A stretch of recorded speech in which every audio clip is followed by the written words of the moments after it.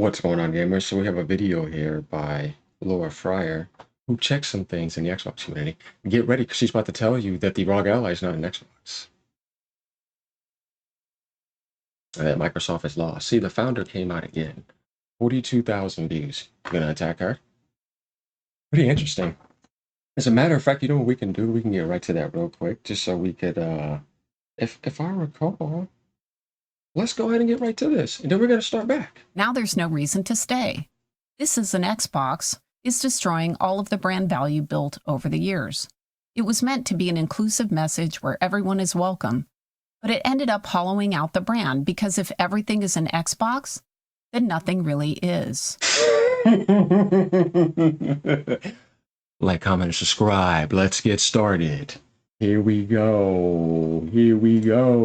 We had just turned the corner with PC gaming, and the Internet Gaming Zone was doing really well. We had over 13 million users, and it was the most popular place online to play video games. I thought it was insane that we would abandon our foundation of gaming on Windows to chase the console business. But I knew I was biased. I was one of the founders of Microsoft Game Studios and the producer of the Internet Gaming Zone. I had worked incredibly hard to ship that platform in 9 months. At the same time, I also knew that it was easy to chase the shiny new thing and crash your business. Microsoft was not my first job. Before joining Microsoft, I had worked at a lot of different companies, and one of them was this crazy company that would sell juicers. It was called the Juice Man.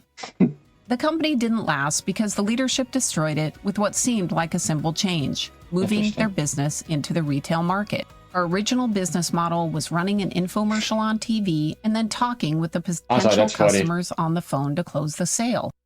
Part of what we were selling was a lifestyle. People would call us on the phone, they'd ask us what our favorite recipes were, we'd talk about juicing and getting healthy. It was a high-touch engagement. When we went to retail, that high touch went away. People would see our more expensive juicer next to a cheaper one, and we'd lose. I took my whole family on long trips like this. Well, wow, man. Where's your family now, Jay? They're all dead. I outlived them all. That's the beauty of the juice weasel. Wow, that's incredible. Whenever you want to make a big change in your strategy, you've got to ask what it's going to do to the business. What problem are you trying to solve? You shouldn't remove the fence before you know why it's there.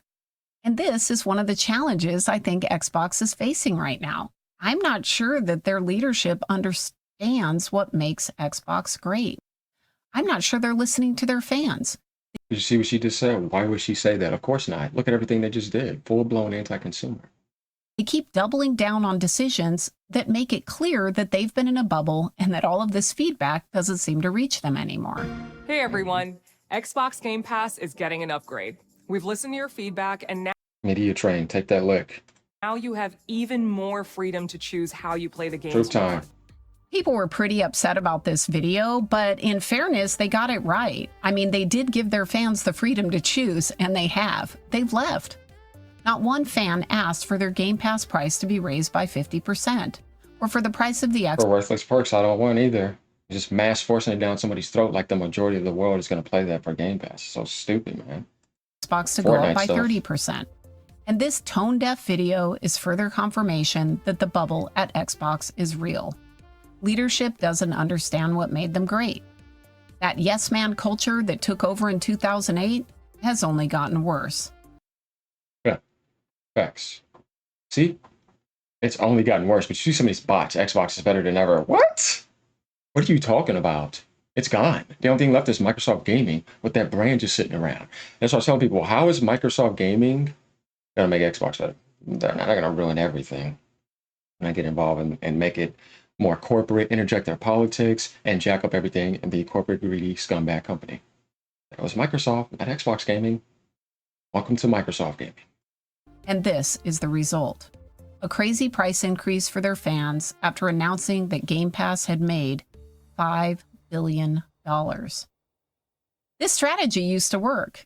It used to be that in the 80s and the arcade days, this is pretty much what they were charging. My husband would take his $1 that he was supposed to be spending on his lunch, and instead of eating, he would go down to the arcade and he would play Pac-Man and Tempest. It wasn't a great deal, But it was She's right, though. Arcades were expensive back then. And if you keep on consistently playing them and you don't own anything, they're making a lot of money because you're not buying to own something permanently. No, it was a thing, but definitely a different lifestyle for sure. I remember those arcade days. We had an arcade called Exhilarama in Memorial City Mall down here in wherever Houston is at, in that area. Though I don't live in the city anymore. I mean, that arcade was always live. You know, getting that whole thing of quarters that you would get back then, that you would get to go to the Washateria, right in the food court in the mall. It was a thing, but those days are gone. the only deal That'd be in in Japan. town. And that isn't the case anymore. Gamers have a lot of choice today. They can spend as much or as little as they can afford or desire to spend. Mhm. For over 20 years, Xbox was built around a very particular fence, the console. And it wasn't just a piece of hardware. It was the anchor. It was the anchor and the system that locked in loyalty. You had dedicated hardware which created lock-in. With Xbox Anywhere, that no longer exists. You had first-party exclusives like Halo, Gears of War. They drove identity. With no more exclusives, this is gone. Xbox Live turned multiplayer gaming into a hangout for your friends. Nice one. Hey, we make a hell of a team. When you moved out of your dorm room, your friends were still there for their Halo LAN party on Friday. It created a place to play games together, forever locking in loyalty. And Xbox courted developer opinion. They incorporated it into their ecosystem and rewarded third-party publishers and developers. It was a true partnership. Yeah. Xbox wasn't created to sell hardware. It was about creating a closed loop where Xbox owned the customer relationship and the developer relationship. It was bigger than just one product. By controlling the full stack, the hardware, the operating system, the exclusive content, it gave them the ability to set the rules for players, publishers, and partners. And it worked. It created That's the thing, though, Laura. That Xbox mentality is not there anymore. You know what it's all designed around. It's AI now. So that's gone. But yeah, it was nice. cultural identity. Xbox wasn't just a brand. It was a lifestyle. It was a point of view. It was innovation and core gaming. It was cool. And the identity wasn't built through slogans. It came from focus. It was real and it drove ecosystem loyalty. Players didn't just buy games. They built their identity and friendships around the brand. And the more time they spent inside the system, the harder it became to leave. Yeah, it was like that back then. Yes, for sure. Ryan, I like him because he tells the truth. Anything like that in my life. It was genuinely a pop culture event, and I don't say that lightly. 7,000 stores are opening on midnight. They've been waiting a long time for this. They were chanting Halo 2. Halo 2! Halo 2! Just felt like something new was going to happen in entertainment. But not anymore. Now there's no reason to stay. This is an Xbox is destroying all. Even the founder said, "What you still doing?" Saying, "Yeah, AGN knew that."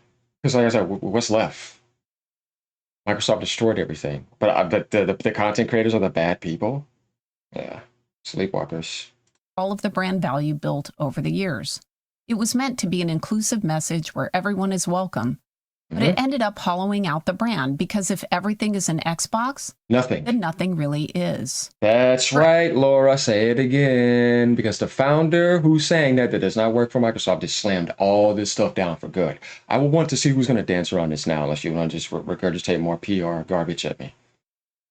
Xbox fans, it feels like they've been kicked out of the house. Go away, says Xbox. You don't need to play here with. And for the number, I'm not talking to Turk because I've made that clear. As far as I'm concerned, the relationship that I had with him for the longest is fine. I'm not the type of person that gets stuck on a subject because I don't disagree with someone that I don't need to be your friend because of that or whatever. Where did I say that at? And as a matter of fact, I didn't even reply to him. I was talking to the dude that called me out, if you get what I mean. So, yeah, if anybody wants up to date on that, I have no problem with him. I don't see why I would. And I'm not going to let some greedy corporation's ideology try to separate me from somebody that I'm cool with. But if they want to do that, that's their problem. Not my problem. But I'm not going to be divided by no corporation. No, I'm going to expose them, though, and I'm going to continue to. Because that's the right thing to do, and that's what an intelligent human being should do. With us, go find new friends. Go find a new place to play. You can do this anywhere. Have fun. The choice you make is a chance to feel something new. // Good luck. Have fun. Don't get me wrong, I understand why it feels like Xbox wants to move away from the hardware business. It's really expensive, and frankly, they've never been as good at it as Sony and Nintendo. Both of those companies were always able to cost reduce in the later years and make a profit on their consoles. You know what I like about Laura? She's not fake. She's just telling the truth and facing reality. That's funny. She's more masculine than a lot of these femboys. This was something Xbox struggled with when I was there. So you get So I better at telling the understand truth why they pivoted and away realizing from how the you need to hardware, improve. why they want to move to Game Pass. Who wouldn't want a subscription service delivering endless value just like Netflix? Exactly. Too bad that's not the case, though. But like I said, critical analysis, seeing where you need to improve is facing the truth, and then one can work on it. Not coping like it's not there, and then consistently having it all over the place and never facing one's problems and knowing how to work on them to self-improve. But if one copes, one is never going to improve. That's why I said those people are the worst, because they will never help Xbox improve. They'll just keep glazing over mediocre garbage and keep getting dumped on and not say anything intelligent or rebel. How's it going to improve then? You think nothing's wrong. Yeah, that's high delusion. But Netflix didn't grow by spending. It grew by scaling. It kept content costs stable while expanding reach and raising prices. That's how they eventually earned those margins. Xbox, on the other hand, bet billions on new content. But with Game Pass tethered to hardware and Xbox producing fewer consoles, Game Pass began shrinking with the hardware. At first, it looked like the Game Pass strategy might work. But Xbox didn't reinvent by replacing the old engine or the old fence with a better one. They just abandoned what they had and started chasing what they didn't understand. Yes. Yes. And sadly, it's not like they can rely on their games to solve this problem. Not anymore. Unlike the Netflix model, Xbox hasn't been able to keep content costs stable. Their leadership seems to have forgotten how to make games at scale, and this has led to many layoffs and cancellations. Don't get me wrong, there are good game developers at Xbox. But when you have leadership that doesn't understand or care to cater to the fans of the Xbox brand, how can they understand what you're trying to build? I know that many of them don't love this weekly Xbox drama. They just want to make games. With this latest increase to Game Pass, Xbox threw away one of their last advantages. They were the best deal in gaming. You had access to 100+ titles, day one AAA drops for years. With these price hikes, it feels like a betrayal, like greed over gaming. They've even lost the ever-present support of loyal press like Ryan. While I recognize that this Xbox console generation isn't over yet, it's almost certainly going to be remembered first and foremost for Microsoft's greed.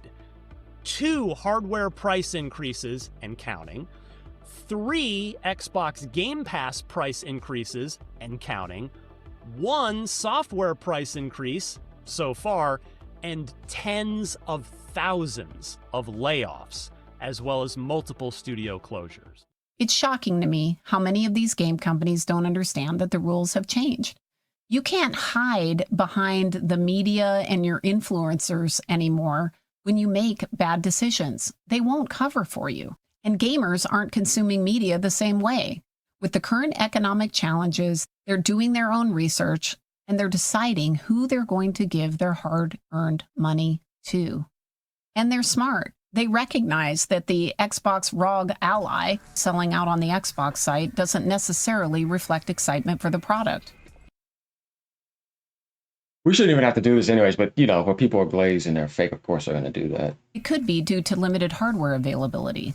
Was it truly hype for Xbox, or simply a lack of units at launch?